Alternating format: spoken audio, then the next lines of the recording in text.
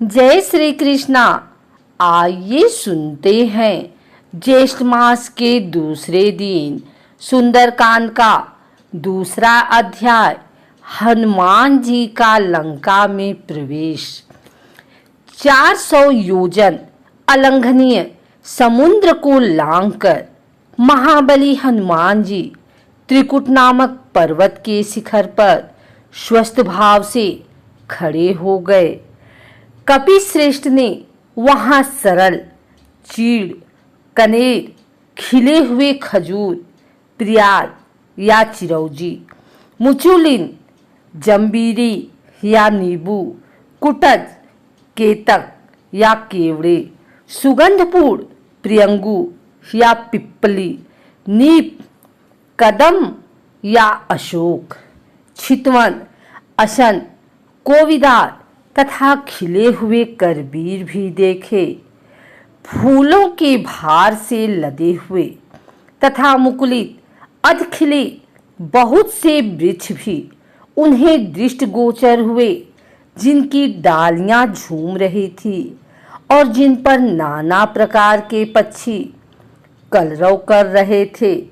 हनुमान जी धीरे धीरे अद्भुत शोभा से संपन्न रावण पालित लंकापुरी के पास पहुँचे। उन्होंने देखा लंका के चारों ओर कमलों से सुशोभित जलपूरित खाई खुदी हुई है। वह महापुरी सोने की चहारदीवारी से घिरी हुई है।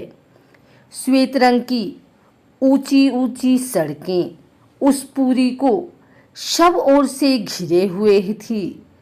सैकड़ों गगनचुंबी अट्टालिकाएं ध्वजा पताका फहराती हुई उस नगरी की शोभा बढ़ा रही थी। उस पुरी के उत्तर द्वार पर पहुंचकर वानरवीर हनुमान जी चिंता में पड़ गए। लंकापुरी भयानक राक्षसों से उसी प्रकार भरी हुई थी जैसे कि पाताल की भोगवतीपुरी नागों से भरी रहती है। हाथों में सूल और पट्टिस लिए बड़ी बड़ी दाढ़ों वाले बहुत से सूरवीर घोर राक्षस लंकापुरी की रक्षा कर रहे थे।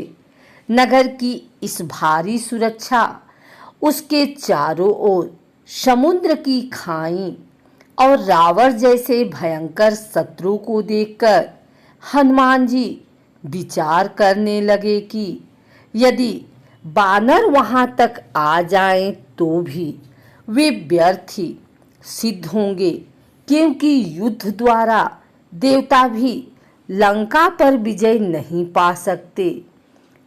रावण पालित इस दुर्गम और विषम संकटपूर्ण लंका में महाबाहु रामचंद्र आ भी जाएं तो क्या कर पाएंगे। राक्षसों पर साम, दाम, दंड और भेद की नीति का प्रयोग असंभव दृष्टिगत हो रहा है।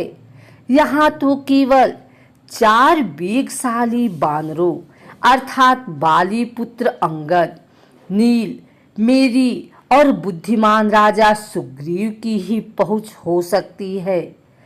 अच्छा, पहले यह तो पता लगाऊं कि विदेह कुमारी सीता जीवित भी हैं या नहीं।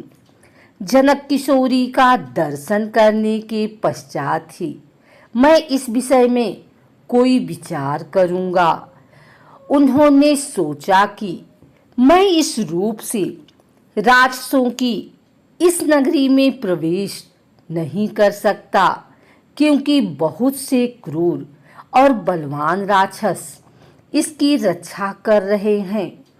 जानकी की खोज करते समय मुझे स्वयं को इन महातेजस्वी, महापराक्रमी और बलवान राक्षसों से गुप्त रखना होगा।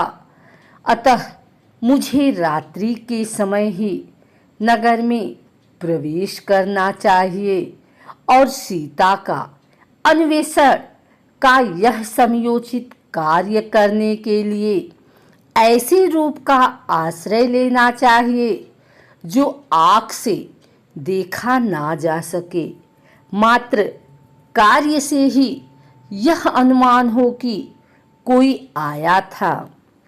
देवताओं और असुरों के लिए भी दुर्जय लंकापुरी को देखकर हनुमान जी बारंबार लंबी सांस खींचते हुए विचार करने लगे कि किस उपाय से काम लूं जिसमें दुरात्मा राक्षस राज रावण की दृष्टि से ओझल रहकर मैं मिथिलेश नंदिनी जनक किशोरी सीता का दर्शन प्राप्त कर सकूं। अविवेकपूर्ण कार्य करने वाले दूत के कारण बने बनाए काम भी बिगड़ जाते हैं। यदि राक्षसों ने मुझे देख लिया तो रावण का अनर्थ चाहने वाले श्री राम का यह कार्य सफल न हो सकेगा। अतः अपने कार्य की सिद्धि के लिए रात में अपने इसी रूप में छोटा सा शरीर धारण करके लंका में प्रवेश करूंगा और घरों में घुसकर जानकी जी की खोज करूंगा। ऐसा निश्चय करके वीर वानर हनुमान सूर्यास्त की प्रतीक्षा करने लगे। सूर्यास्त हो जाने पर रात के समय उन्होंने अपने शरीर को छोटा बना लिया और उछलकर उस रमणीय लंकापुरी में प्रवेश कर गए।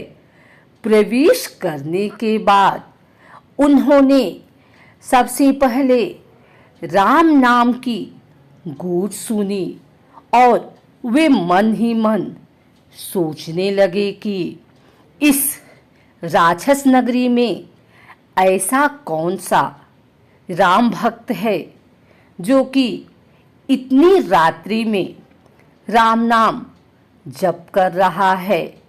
इसे सुनकर वे बहुत हैरान हुए और आगे बढ़े।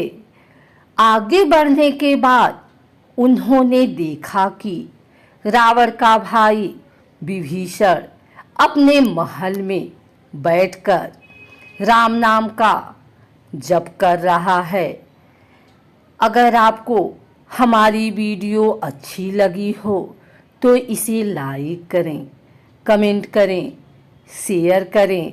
हमारे चैनल भक्ति गाथा को सब्सक्राइब करके बेल नोटिफिकेशन ऑल पर सेट कर लें ताकि आगे आने वाली वीडियो सबसे पहले आप तक पहुंच सके। धन्यवाद।